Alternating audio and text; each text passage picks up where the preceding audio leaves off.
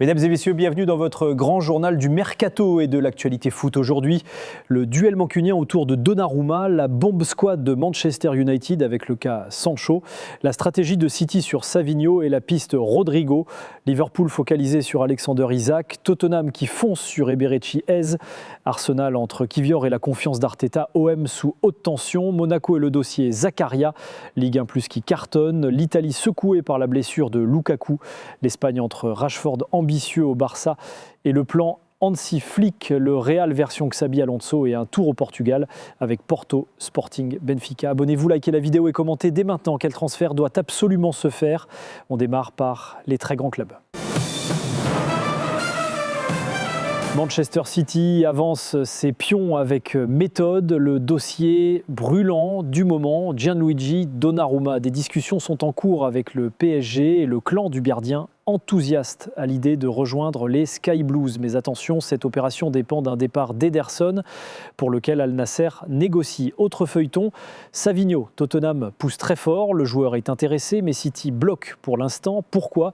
La direction refuse de revivre le scénario Cole Palmer parti à Chelsea. Pas question de se priver trop vite d'un talent interne. Si et seulement si Savinho partait, City activerait une priorité XXL. Rodrigo, un transfert coûteux et complexe depuis le Real Madrid. On parle d'au moins 100 millions d'euros et d'un joueur heureux à Madrid, dossier à très haut degré de difficulté.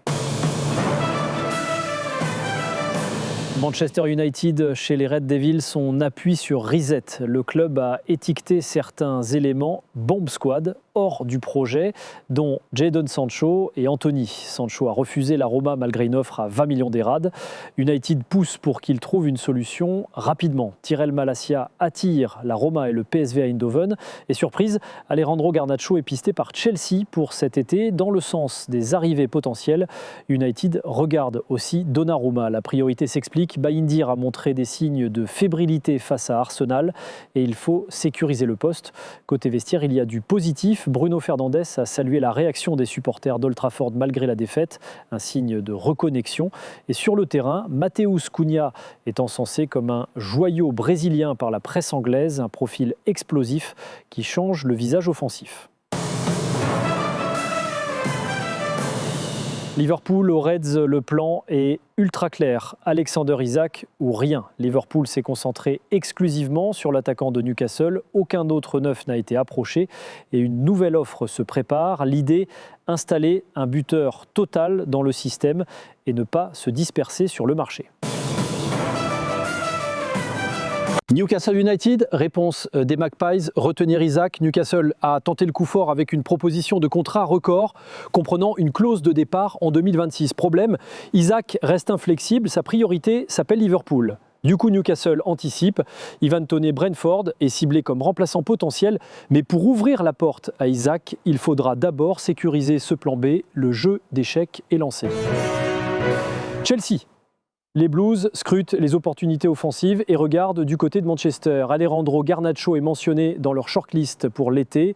Profil jeune, percussion, sens du but. Chelsea se tient prêt si la fenêtre s'ouvre. Tottenham. Spurs ne lâche rien, Savinho reste une cible prioritaire. Parallèlement, Londres négocie avec Crystal Palace pour Eberechi Eze, 55 millions des Bisons, plus 5 millions des Bisons de bonus sur la table. L'argument sportif pèse, Eze veut jouer la Ligue des Champions. Si Tottenham verrouille l'ailier tout en avançant sur Savinho, l'attaque prend une autre dimension. Arsenal. Les Gunners mènent deux fronts. Mercato d'abord, Arsenal persévère pour Jakub Kivior auprès de Porto. Malgré un premier refus, un départ de Kivior impliquerait l'arrivée d'un remplaçant. Le staff ne veut pas déséquilibrer sa profondeur derrière. Terrain ensuite, Vitor Gyökeres a souffert face à United, mais Mikel Arteta le soutient. Le pressing, l'abattage, la disponibilité sans ballon. L'entraîneur valide ce qu'il voit au-delà des stats immédiates. L'idée est claire, laissez le temps d'intégrer avant d'exiger les chiffres. Paris Saint-Germain et Ligue 1+. Côté PSG, le feuilleton Donnarumma est évidemment à suivre. Intéressé par City, le club parisien écoute mais garde la main tant que le domino Ederson n'est pas tombé. Hors terrain, Ligue 1+, la plateforme de diffusion gérée par LFP Media signe un lancement réussi. Plus de 600 000 abonnés annoncés malgré quelques soucis d'accès via Prime Video. De quoi rassurer sur les droits TV et la visibilité du championnat. L'Olympique de Marseille, dossier brûlant en France, OM toujours électrique, défaite d'entrée face à Rennes, puis tension dans les vestiaires, une altercation entre Adrien Rabiot et Jonathan Rowe a éclaté, tandis que des cadres comme Geronimo Rulli ont critiqué Rowe. Conséquence, mise à l'écart temporaire des deux joueurs sans précision de durée. Rowe était déjà en instance de départ et pourrait quitter rapidement. Rabiot devrait être réintégré avant le match crucial contre le Paris FC ce week-end. Victoire impérative pour éviter la crise sportive totale. Marseille joue gros tout de suite. AS Monaco, Denis Zakaria. Le dossier Denis Zakaria a ralenti. Un transfert à Al Ahly pour 40 millions d'euros semblait proche, mais plusieurs freins. Quota de la Saudi Pro League, 8 joueurs non asiatiques de plus de 23 ans par club, quota atteint, et des accords internes en Arabie sur le profil du joueur. Résultat, pas d'offre officielle à ce stade. Monaco garde la main et le joueur reste un pion important du milieu. Ligue 2. Montpellier. Montpellier arrache une victoire au buzzer face au Mans. Ndiaye marque à la 9e minute du temps additionnel. Avec 4 points, le club grimpe à la 7e place et lance son opération remontée.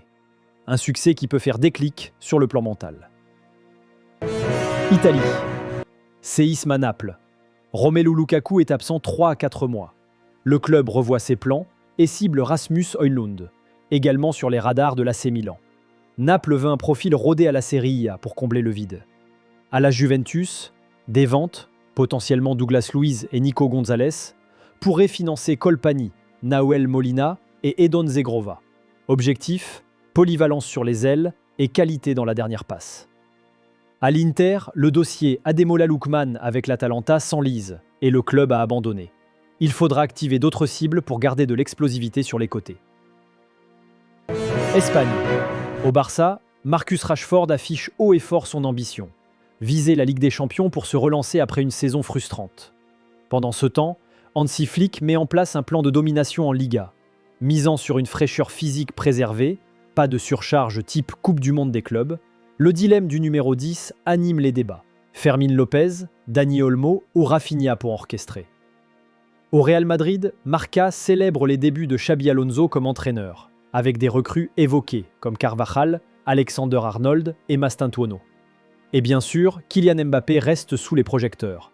Objectif très haut, avec la Coupe du Monde 2026 déjà dans le viseur. Angleterre, autres affaires. Petit détour.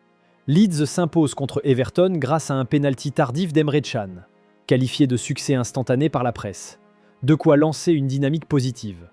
Et chez Arsenal, on l'a dit, Arteta protège Gyökeres. L'investissement dans le jeu sans ballon prime à court terme.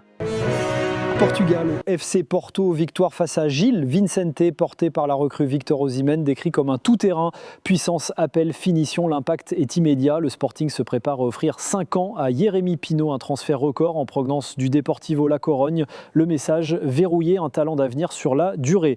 Trinco a lui repoussé une offre d'Al Nasser pour rester à Benfica. Kerem Aktürkoğlu se rapproche de Fenerbahçe. La présence de José Mourinho, habitué à fructueuse collaboration avec le club lisboète, facilite les discussions. Lisbonne bouge, Istanbul aussi. Quel feuilleton suivrez-vous de plus près? Doit-il filer à Liverpool? Outi doit-il laisser partir Savigno ou tenir sa pépite? L'OM gagnera-t-il ce week-end face au Paris FC pour éteindre l'incendie? Si vous avez kiffé ce tour d'horizon club par club, abonnez-vous, likez la vidéo et laissez un commentaire avec vos pronos et vos hot takes mercato. On se retrouve très vite pour la suite et n'oubliez pas, le foot, c'est mieux quand on le vit ensemble. À très bientôt.